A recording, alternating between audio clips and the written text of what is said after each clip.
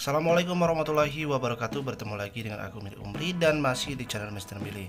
Nah, di kesempatan ini aku mau sharing dengan kalian terkait dengan pembukaan sekolah kedinasan untuk tahun 2022. Salah satunya yakni sekolah kedinasan dari instansi Kementerian Hukum dan Asasi Manusia, yakni Politeknik Ilmu Pemasyarakatan dan juga Politeknik Ilmu Keimigrasian. Nah, apa saja syarat dan ketentuannya? Mari kita simak langsung penjelasannya berikut ini. Sebelum itu perlu kalian ketahui untuk tahun ini pendaftaran sekolah kedinasan dimulai pada tanggal 9 April sampai dengan 30 April tahun 2022 tepat pada jam 23:59 menit. Dan untuk tahun ini dibuka 8 sekolah kedinasan, diantaranya ada Sekolah Tinggi Sandi Negara, Sekolah Tinggi Intelijen Negara, kemudian STIS, kemudian Sekolah Tinggi Meteorologi, Klimatologi dan Geofisika, kemudian IPDN, STAN, dan juga ada Politeknik Ilmu Pemasyarakatan dan juga Keimigrasian, dan juga ada STTD. Nah, untuk tata cara pendaftarannya sudah aku buatkan video, jadi silakan kalian tonton atau bisa langsung kalian klik link deskripsi yang aku letakkan di video ini. Oke, langsung saja kita bahas apa saja syarat dan ketentuan bagi kalian yang ingin mendaftar sekolah kedinasan instansi Kementerian Hukum dan Asasi Manusia. Untuk tahun ini Sekolah Kedinasan Kemenkumham membuka 2 formasi, yakni Politeknik Ilmu Pemasyarakatan dan juga Politeknik Ilmu Keimigrasian. Jadi kalian bisa mendaftar dan memilih apakah mau bergabung dan mendaftar menjadi taruna Poltekip atau juga taruna atau taruni dari Poltekim. Kita lihat dari pengumuman terkait dengan penerimaan calon taruna dan juga taruni Sekolah Kedinasan Politeknik Ilmu Pemasyarakatan atau Poltekip dan Politeknik Ilmu Imigrasi atau Poltekim dari instansi Kementerian Hukum dan Asasi Manusia. Nah, sebenarnya masih banyak sekolah kedinasan, ada 7 lainnya sekolah kedinasan yang dibuka. Tetapi di video ini aku akan lebih rinci dan menjelaskan apa saja syarat dan ketentuan dari penerimaan calon taruna dan juga taruni sekolah kedinasan instansi Kementerian Hukum dan Asasi Manusia. Nah, pastikan kalian simak video ini sampai tuntas agar informasi yang dapat aku berikan dapat bermanfaat untuk kalian. Selanjutnya untuk tahun ini masih sama dengan tahun sebelumnya terkait dengan kriteria pelamar dari sekolah kedinasan instansi Kementerian Hukum dan Asasi Manusia. Ada 4 kriteria pelamar untuk kalian yang ingin mendaftar sekolah Poltekip atau juga Poltekim.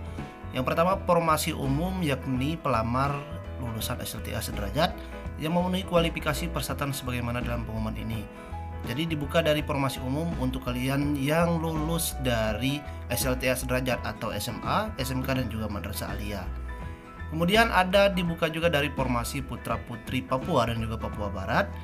Kemudian dari formasi pegawai. Nah, formasi pegawai ini adalah bagi kalian yang sudah lulus menjadi PNS di Kementerian Hukum dan Asasi Manusia, tetapi kalian juga masih dibolehkan untuk mengikuti sekolah taruna dan juga taruni dari Politeknik Ilmu Pemasyarakatan atau juga dari Politeknik Ilmu Keimigrasian. Selanjutnya juga ada lulusan dari formasi pegawai putra putri Papua atau Papua Barat. Tentu untuk kalian yang sudah lulus menjadi PNS di lingkup Kementerian Hukum dan Asasi Manusia. Kemudian untuk persyaratan jika ingin mendaftar sekolah kedinasan dari instansi Kementerian Hukum dan Asasi Manusia, yang pertama adalah warga negara Republik Indonesia tidak memiliki kewarganegaraan ganda. Kemudian laki-laki dan perempuan. Ketiga adalah pendidikan SLTA sederajat. Nah, pendidikan SLTA sederajat ini bukan hanya tamatan SMA, tapi sekolah lanjutan tingkat pertama ini atau sederajat, yakni setara SMA, SMK dan juga madrasah aliyah. Jadi bagi kalian yang lulusan SMK, baik formasi apa saja atau jurusan apa saja saat SMK kemarin sekolah, itu bisa mendaftar Poltekip atau Poltekim dan juga madrasah aliyah juga bisa. Keempat, terkait dengan usia dari pelamar, ada beberapa ketentuan. Yang pertama, formasi umum dan formasi putra putri Papua atau Papua Barat, usia pada tanggal 1 April 2022 serendah-rendahnya 17 tahun. Jadi minimal 17 tahun per 1 April dan tidak lebih dari 23 tahun 0 bulan 0 hari, dibuktikan dengan akta kelahiran dan surat keterangan lahir. Jadi ada penambahan setahun dari tahun sebelumnya. Kalau sebelumnya itu maksimal 22 tahun, tapi tahun ini ditingkatkan menjadi 23 tahun maksimal untuk mendaftar sekolah kedinasan ini. Untuk formasi pegawai atau dari jalur pegawai, ini untuk usianya maksimal 26 tahun. Tentu ada satu peningkatan atau 1 tahun lebih dari tahun kemarin. Untuk tahun kemarin 2021 persyaratan hanya maksimal 25 tahun, tetapi tahun ini menjadi 26 tahun bagi kalian yang lulusan pegawai di lingkup Kementerian Hukum dan Asasi Manusia. Persyaratan yang kelima adalah tinggi badan laki-laki minimal 170 cm. Kemudian untuk perempuan minimal 160 cm dan berat badan seimbang berdasarkan hasil pengukuran yang dilaksanakan pada tes kesehatan. Keenam, berbadan sehat, tidak cacat fisik dan mental, kemudian bebas HIV/AIDS, bebas narkoba, tidak memakai kacamata dan atau soplen, tidak tuli, tidak bisu dan tidak buta warna. Jadi memang untuk mendaftar sekolah kedinasan ini kalian harus sehat baik secara fisik ataupun secara mental kalian. Ketujuh, bagi laki-laki tidak boleh bertato atau memiliki bekas tato dan tidak boleh memiliki tindik atau bekas tindik pada telinga atau anggota badan lainnya. Yang kedelapan adalah bagi perempuan jelas tidak boleh bertato, memiliki bekas tato dan juga tidak boleh memiliki tindik di anggota badan lainnya selain dari telinga. Dan tidak bertindik atau bekas tindik di telinga lebih dari satu pasang, telinga kiri dan kanan. Jadi untuk perempuan ini boleh bertindik tetapi hanya sebatas untuk tempat memasang anting saja. Jadi lebih dari 2 lubang tindikan atau satu pasang di telinga kiri dan kanan itu tidak diperbolehkan untuk mendaftar sekolah kedinasan ini. Kesembilan, belum pernah menikah baik secara adat maupun secara agama.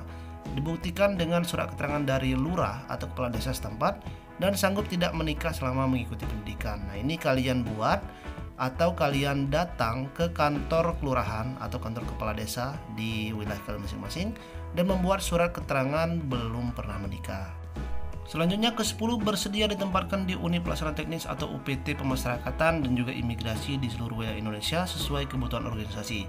Jelas jika kalian tamatan sekolah taruna atau taruni dari Poltekkip atau Poltekkим, kalian nanti akan ditempatkan di seluruh UPT yang ada di Indonesia, tentu di bawah naungan instansi Kementerian Hukum dan Asasi Manusia.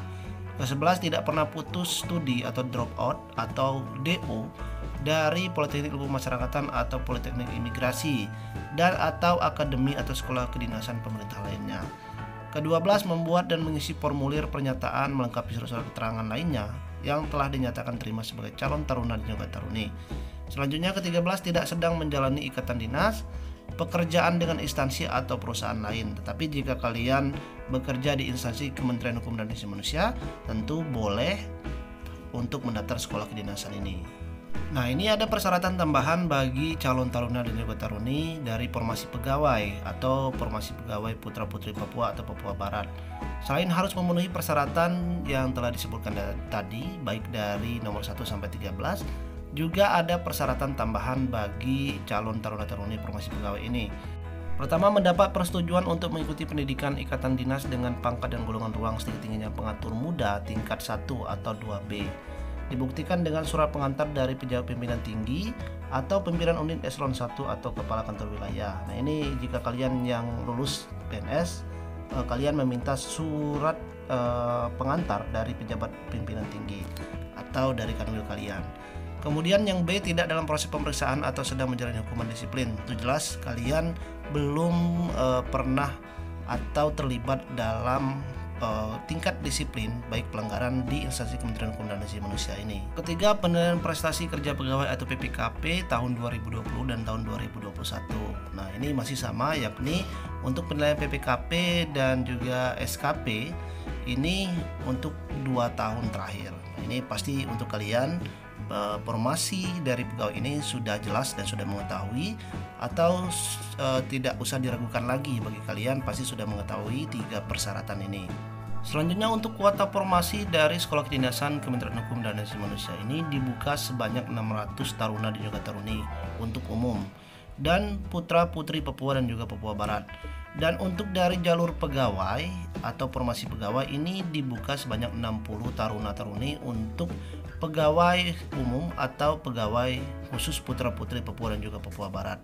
Nah, perlu aku informasikan, untuk kuota formasi ini bukan kuota formasi per daerah atau per kantor wilayah, tetapi untuk kuota formasi ini secara nasional. Walaupun kalian mendaftar di untuk Kanwil DKI Jakarta, bukan kalian bersaing per kanwil di DKI Jakarta saja untuk calon taruna dan juga taruninya, tetapi kalian bersaing secara nasional. Ada 33 kanwil, tentu ada banyak yang mendaftar dari 33 kanwil itu, dan kalian bersaing secara nasional. Jadi kuotanya ini bukan kuota per kanwil atau per daerah, tetapi kuotanya per nasional. Kalian bersaing secara nasional. Nah, untuk kuota formasi sekolah kedinasan dari Poltekip sejumlah 300 taruna dan juga taruni, terdiri dari umum laki-laki 262 taruna dan perempuan 26 taruni. Khusus putra-putri Papua, laki-laki 4 taruna dan perempuan 2 taruni. Dan untuk Papua Barat, ini laki-laki 4 taruna dan perempuan 2 taruni.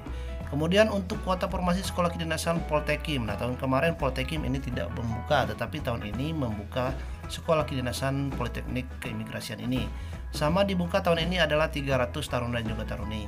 Terdiri dari umum laki-laki 219 taruna dan perempuan 71 taruni. Untuk putra-putri Papua 3 taruna dan juga 2 taruni. Untuk khusus putra-putri Papua Barat 3 taruna dan juga 2 taruni. Nah, sedangkan untuk kuota formasi pegawai dibuka sebanyak 50 pegawai untuk sekolah kedinasan Poltekip. Untuk umum laki-laki 32 taruna dan perempuan 8 taruni.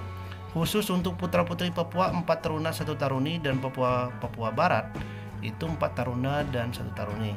Untuk kuota formasi pegawai sekolah kedinasan Poltekim sebanyak 10 taruna. Untuk umum laki-laki 8 taruna dan perempuan 2 taruni.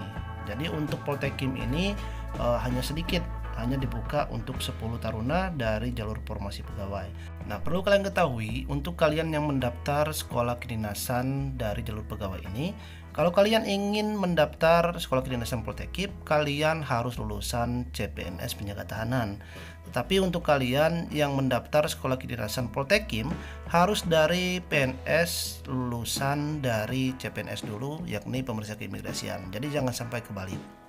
Nah, untuk tata cara pendaftaran sekolah kedinasan ini bagi kalian pelamar formasi umum dan putra-putri Papua dan Papua Barat wajib melakukan pendaftaran secara online di laman dikdin.bkn.go.id dan mengunggah dokumen yang dipersyaratkan dimulai pada tanggal 9 sampai 30 April 2022. Untuk tata cara pendaftarannya ini sudah aku buatkan video, jadi silahkan kalian tonton. Dan khusus untuk bagi pelamar formasi pegawai dan formasi pegawai putra-putri Papua dan Papua Barat, untuk melakukan pendaftaran dan unggah berkas lamaran dan cetak tanda bukti pendaftaran secara online dimulai pada tanggal 9 sampai dengan 30 April tahun 2022 pada laman catar.kemenkumham.go.id. Nah, jadi untuk pendaftarannya ini bagi formasi pegawai itu melamaran di catar.kemenkumham.go.id. Dan pelamar hanya boleh memilih satu pilihan sekolah kedinasan. Apabila memiliki lebih dari satu pilihan sekolah kedinasan, maka pelamar tersebut otomatis dinyatakan gugur dan tidak dapat mengikuti tahapan seleksi administrasi.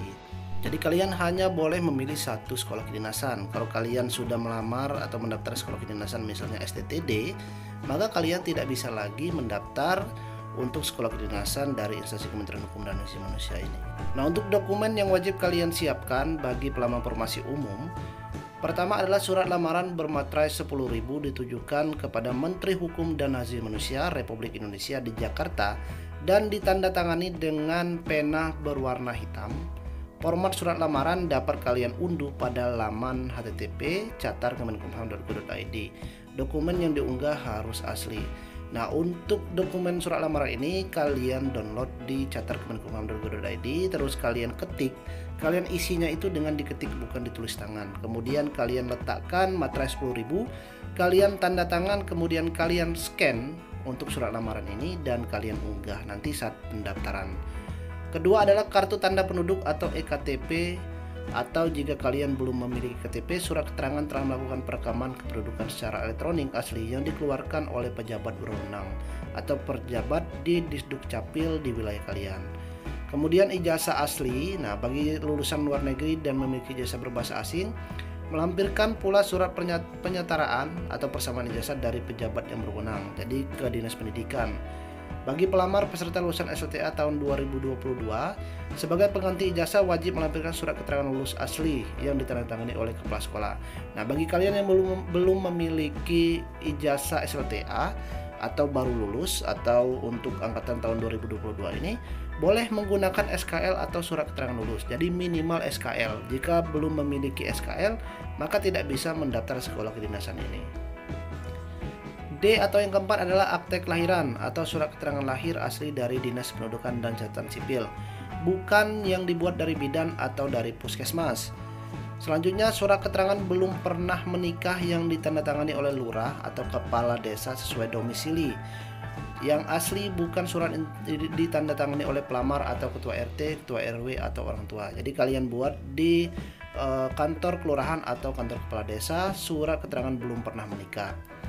F. Surat pernyataan 6 poin dari pelamar yang berisi tentang sanggup menentaati perjanjian dan ikatan dinas, bersedia menerima sanksi apabila mengundurkan diri, bersedia ditempatkan di seluruh wilayah Indonesia, dan juga beberapa poin-poin lainnya. Ini kalian download di laman catar.kemenkumham.go.id dan kalian unggah surat yang asli dan kalian ketik, kemudian kalian letakkan materai 10.000, kalian tanda tangani dengan pena menggunakan tinta berwarna hitam, kemudian kalian scan dan kalian upload atau unggah pada saat proses pendaftaran. Selanjutnya adalah pas foto berlatar belakang merah untuk Poltekkip dan berlatar belakang warna biru untuk Poltekkip. Nah, pas foto ini ukuran 3x4 biasanya, dan untuk ketentuannya ini saat mengupload nanti itu biasanya tidak lebih dari 200 KB.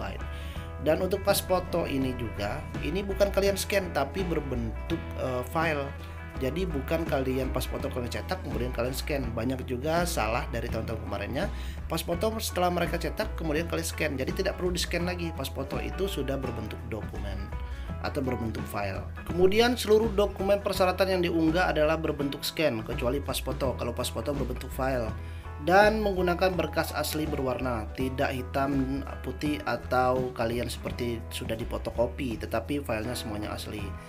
Dan pelamar harap memastikan kembali berkas yang diunggah dapat dibuka atau file tidak rusak dan terbaca dengan jelas. Nah, jadi kalian perhatikan saat men-scan, kalian pastikan bahwa file yang kalian scan itu sudah jelas atau terbaca atau bisa diakses.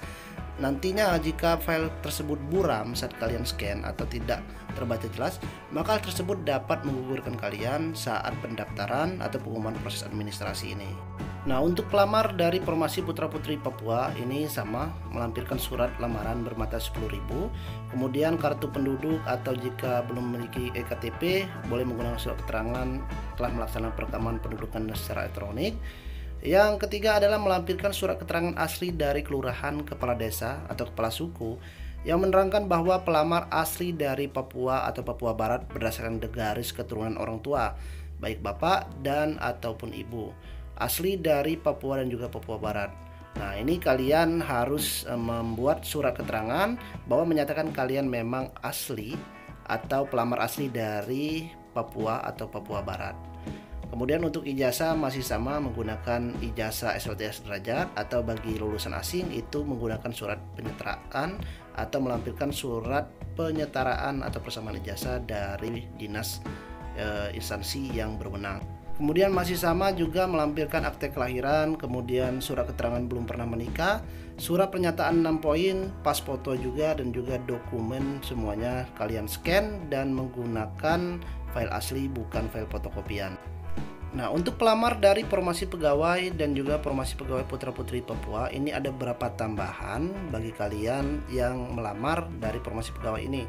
Yang pertama adalah masih sama surat lamaran, kemudian EKTP atau surat keterangan telah melaksanakan perekaman EKTP.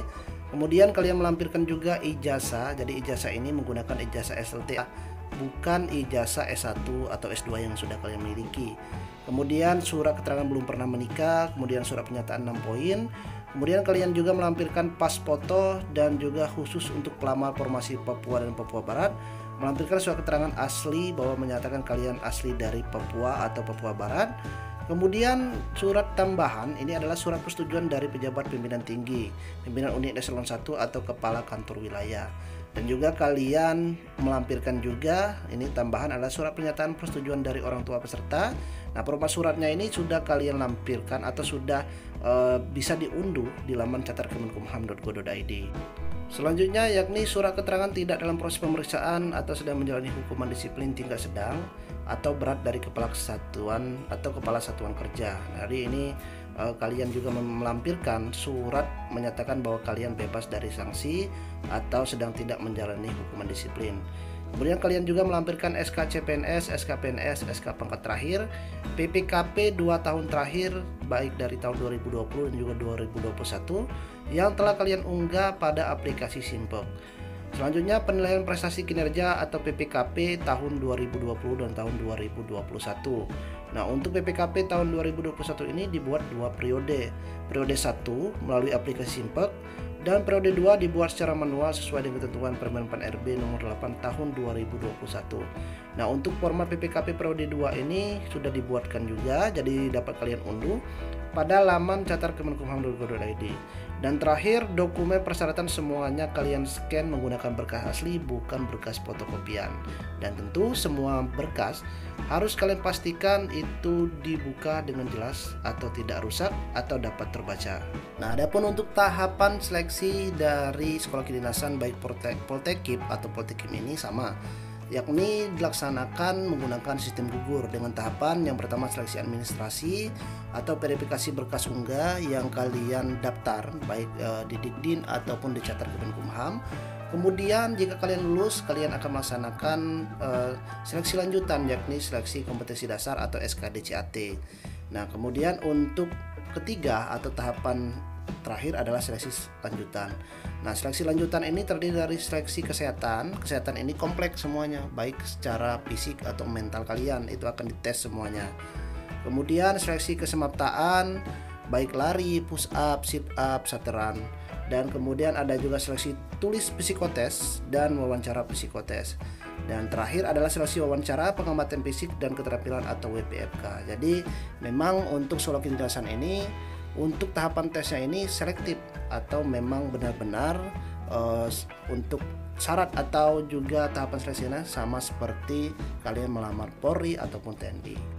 Nah, mungkin itu saja informasi yang dapat aku berikan terkait dengan syarat ataupun tahapan dari sekolah kedinasan instansi Kemenkumham baik Poltekip ataupun Poltekim. Nah, jadi bagi kalian yang ingin mendaftar sekolah kedinasan ini, sekali lagi kalian baca persyaratannya dengan baik, kemudian kalian pastikan semua persyaratan kalian butuhkan atau kalian unggah atau kalian persiapkan dengan baik, jangan sampai kalian gagal pada tahapan administrasi ini. Terima kasih untuk kalian yang sudah menonton. Jika kalian merasa video ini sangat bermanfaat dan juga berguna, silakan kalian bantu share video ini agar video ini dapat terjangkau oleh teman-teman yang lainnya yang ingin mendaftar sekolah kedinasan yang sama.